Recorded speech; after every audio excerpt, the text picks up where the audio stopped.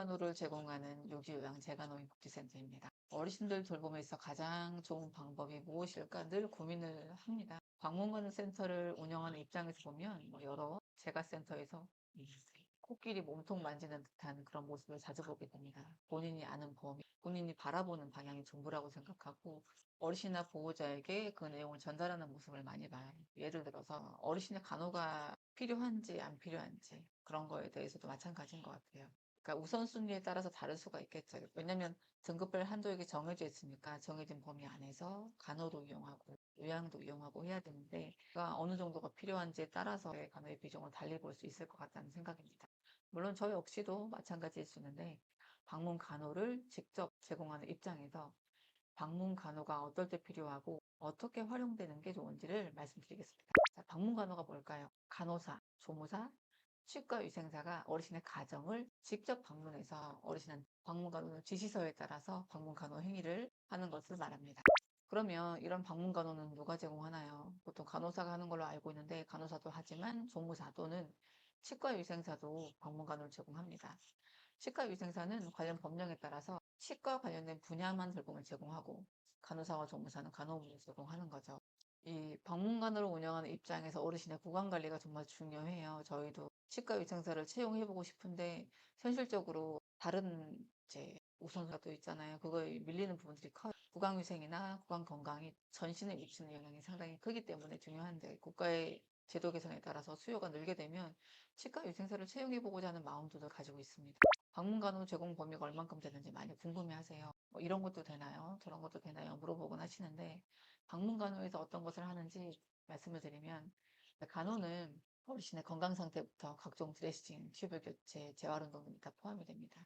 그리고 이제 제가 항목을 쭈루루 말씀을 드려보면 건강 관리, 기본 간호, 신체 기능 관리, 질병 관리, 인지 기능, 영양 상태, 배설 관리가 있는데 건강 관리가 보통 혈압 재고, 건강 상태, 황달이 얼만큼 심한지 이런 거에 따라서 병원 진료를 또 권유하기도 하니까 그런 것도 확인하고 있고요. 기본 간호에서 위생 관리를 시행합니다. 눈, 귀, 코 간호도 하는 거고 구강 간호도 하고 아까 만약에 치과 위생사가 있다면 특수한 구강 간호도 제공하겠지만 그건 이제 간호사 입장엔 어려운 부분이니까 일반적인 구강 간호를 제공하고 있고요. 또 신체 기능 관리를 합니다.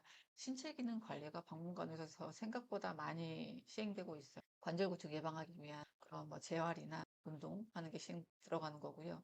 넘어지지 않도록 보행 관리하는 것도 신체 기능 관리에 해당이 됩니다. 그리고 질병 관리가 들어가죠. 보통 이제 많이들 생각하는 방문 간호가 바로 질병 관리에 해당되긴 할 거예요. 의약 관리. 예를 들어서 이제 어르신이 여러 가지 약물을 복용하는 분들이 계세요. 근데 젊은 사람처럼 한 번 약 먹고 말 하다 보면은 약이 중복된 경우가 많지 않아요. 그런데 어르신들은 이 질환, 저 질환, 그 질환 또 다양하게 질환을 가지고 있다 보니까 약을 먹었다 안 먹었다 하면 처방을 받고 조제를 받을 때는 중독된 약이 있는지 같이 복용하면 안 되는 약이 있는지 이런 게 확인이 되는데 우리 어르신이 그걸 받아오면 그대로 먹는 게 아니고 시간에 따라서는 이전에 언젠가 처방받았던 약을 지금 먹게 되거나 이런 경우가 있다 보니까 중복되는 경우들이 많아요. 그래서 투약 관련된 약물 관리하는 거고 특히 인슐린 같은 경우에도 인슐린을 병원에서만 계시던 분들은 어떻게 맞는지 모르기도 하거든요. 또 돌봄을 제공하는 보호자가 방법을 모르거나 할 때는 그런 관련된 교육을 시행하기도 하고요. 통증 관리하죠.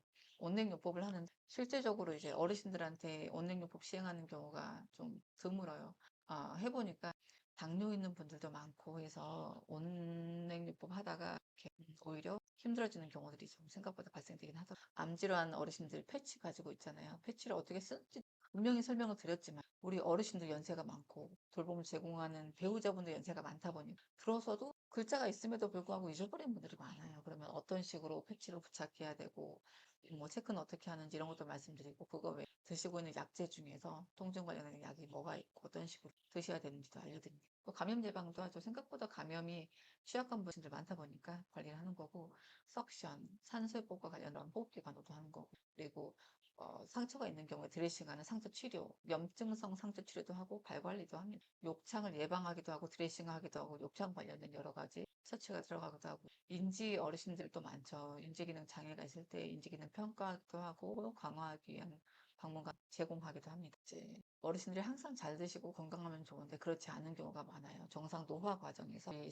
연하게 좀 퇴화되고 하면서 살에 걸림도 심해지고 이렇다 보니까 영양 상태를 확인하고 체액 관리하고 연하게는 삼킴장애 좀 예방할 수 있는 그런 운동도 시행하고 있고요. 연화제처럼 하고 있고 경관 영양 시계도 제공하죠. 비관 기부건 위로건 가지고 있는 경우에는 시기를 어떻게 제공해야 되는지 방법을 교육해 드리기도 합니다. 또 비건 튜브 가지고 있는 경우는 이거 교체도 하기도 하고 배설 관리를 하는데 단순하게 소변 한번 빼는 단순도녀도 있고 소변줄 삽관하고 관리하고 교체하고 배변 훈련하기도 하고 방광 세척도 하고 관장도 하고 장루도 시행합니다. 보통 이제 관장 요양보호선이 있을 때 만약 시행되긴 하는데 할 때 올바른 자세가 어떻게 되는지 관장을 어떻게 시행하는지 보통 저희는 간호사님 있는 시간에 관장을 진행하도록 하긴 해요. 왜냐면 적절한 방법이나 이런 걸 전문가니까 더 잘 알죠. 장루간호도 하긴 하는데 장루가 실제로 방문간호에서 시행되는 경우가 썩 많지는 않더라고요. 장루를 가지고 있는 분들이 노인장병 등급 대상 갖는 분들이 많지가 않아요. 보통 장루를 가지고 있으면 등급받을 수 있지 않았는데 장루만 가지고 있는 분들은 대부분 거동을 다 하시거든요.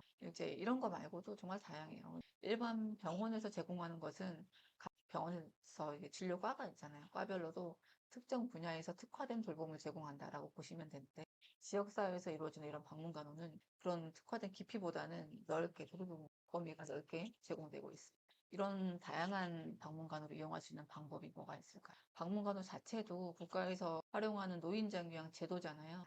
보통 저희처럼 노인장려양 등급받은 어르신이 방문간호 같은 이런 장기요양 기관 중에서 방문간호 센터와 계약을 맺고 방문간호 지시서를 발급받아서 지시서에 언급된 내용대로 간호행위를 제공받게 되는 거죠. 그 순서가 첫 번째로 방문간호 기관하고 계약을 맺을 때 장기요양 인정서, 개인별 장기요양 이용 계획서, 그리고 복지용구 급여 확인서, 이용 가능한 급여 종류 안내 등 이런 건강보험공단에서 등급받을 때 발급받은 서류를 저희한테 보내달라고 해요.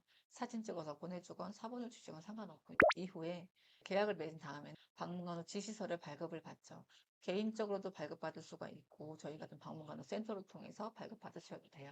이 유효 기간이 6개월이에요. 180일. 올해 기준으로 그렇기 때문에 이렇게 알고 계시면 되는 거고 방문간호 지시서는 어지간하면 방문간호 센터를 통해서 발급받으시라고 말씀을 드려요. 왜냐면 방문간호 지시서를 발급해 본 의사가 없어요. 방문간호 지시서는 대면을 통해서 어르신하고 의사 선생님이 직접 대면을 통해서 발급을 해야 되는데 대부분의 이제 상급종합병원은 더더욱이나 그렇고 방문간호 지시서를 발급해 본 적이 없기 때문에 일반 처방처럼 발급하다 보면 어르신의 상태가 지금 상태가 항상 같은 건 아니잖아요. 이 유효기간이 180일이라고 하는데 180일 동안 같은 상태로 유지된 게 아니니까 저희는 우리 어르신한테 해당될 만한 내용을 최대한 좀 넓게 받아달라고 말씀을 드려요. 그러면 좀 주익에 해당되기도 하고 그러니까 그때 또다시 발급받기에는 비용을 추가적으로 들긴 너무 아깝잖아요. 그렇게 해서 지시서가 발급이 되면 지시서에 있는 내용대로 방문간호로 이용하시게 됩니다. 매월 뭐 일주일에 한두 번 정도 이렇게 꾸준히 이용을 하시죠. 이용하게 되면 다음 달 초에 본인 부담금 영수증 보내드리고 그걸로 납부하시면 되는 거고 간호 이용하고 본인 부담금 납부하는 게 매월 반복되는 이런 시기예요. 그러면 아까 말씀드렸던 방문간호 지시서 발급 비용이 있죠. 어르신이 병원에 가서 발급받는 것보다 의료진이 어르신들에게 직접 가서 방문간호 지시서를 발급받게 되는 경우가 더 많아요.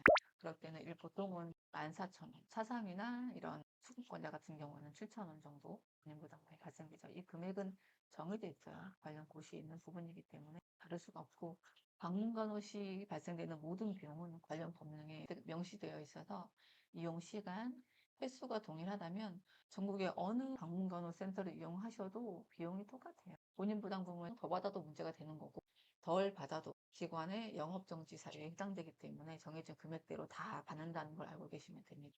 그러면 방문간호 이용했을 때 본인 부담금이 얼만큼 될까요? 방문간호는 시간에 따라서 수가가 달라져요. 다만 국가 지원 사업인 만큼 85에서 100%는 국가에서 비용을 부담하고 어르신이나 보호자는 국가에서 비용한 이런 비용을 제외한 나머지 부분은 본인 부담금을 된다고 보시면 됩니다. 건강보험인 분들은 15%를 납부하는 거고 차삼이나 경감 대상자는 9% 또는 10%를 납부하는 거고요.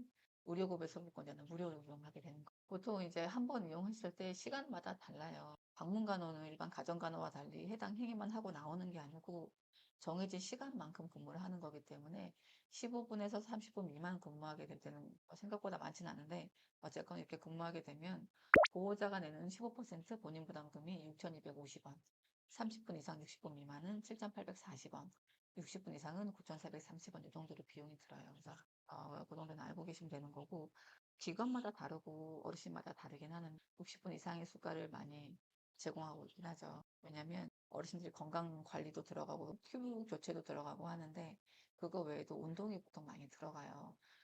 이렇게 내가 주로 쓰는 관절만 쓰기도 하고 특히 와상 어르신들은 관절이 이렇게 구축되는 경우가 너무 많아지기 때문에 그래서 관련된 스트레치, 운동 관련된 걸 많이 하는데 그러려면 시간이 1, 20분은 부족해요. 그래서 1시간짜리로 보통 근무를 들어가게 되는 거죠. 이용하는 방문간 후 시간이나 횟수에 따라서 한 달 이용 비용이 달라지게 됩니다. 그러면 여기까지는 방문간 후에 대해서 말씀을 드렸는데 이거 말고 보호자분이 추가 활용 가능한 제도가 뭐가 없을까요? 제가 여러 사유로 인해서 간호를 이용하고 싶다고 연락을 받으면 음, 그 어르신 얘기를 들어보고 어르신한테 맞을 만한 기관으로 보통 이제 의뢰를 하죠.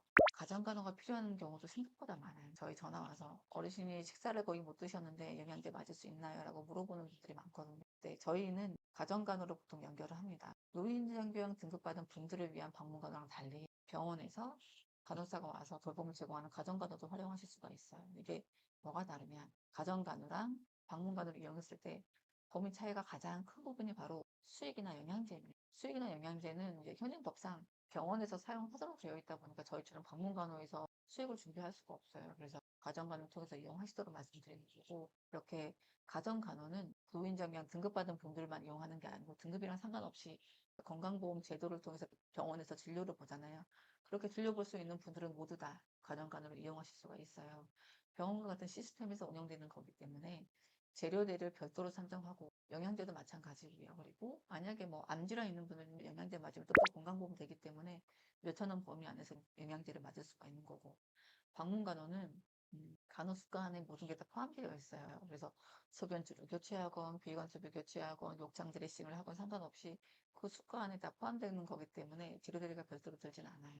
그래서 어르신한테 맞는 게 뭔지 맞춰서 하시면 돼요. 일반적으로 비관 튜브 교체, 뭐 욕창 관리, 그리고 석션하는 거라든지 아니면은 소변줄 교체 이런 것은 제가 봤을 때는 방문간호가 더 저렴하고 이용하시기가 더 수월하실 것 같아요.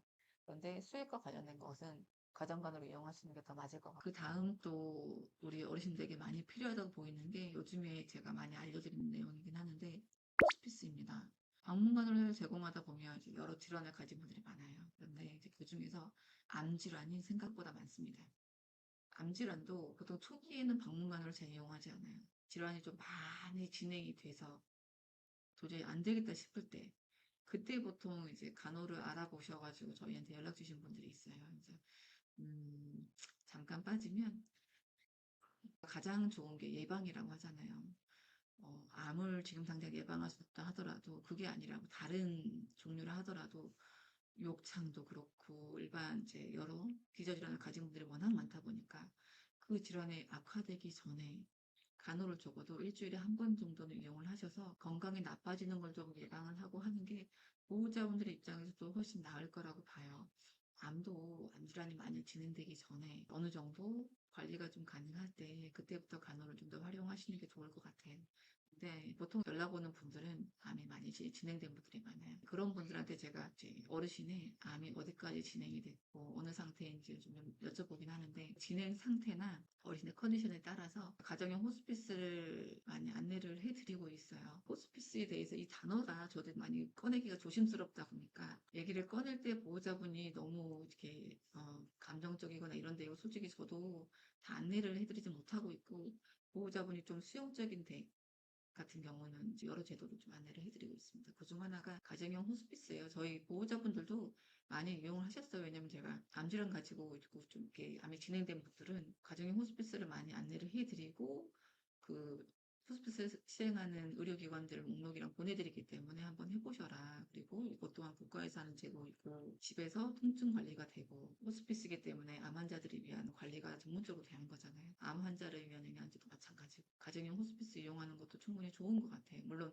가서 하시는 호스피스도 괜찮은데 만약에 어르신이 내 가정에서 임종을 바라는 분이 많다고 했잖아요. 제가 실제로 보면 그래요. 어르신들이 몸이 불편하고 힘들수록 내 집에서 돌봄을 바라는 게 어르신도 공통점이니까 그런 경우에도 가정용 호스피스를 말씀드리고 있죠. 국가지원 제도가 이런 것만 있는 것도 아니고 여러 제도가 있는데 지금 말씀드린 것은 이제 간호 입장에서 말씀드린 거고요.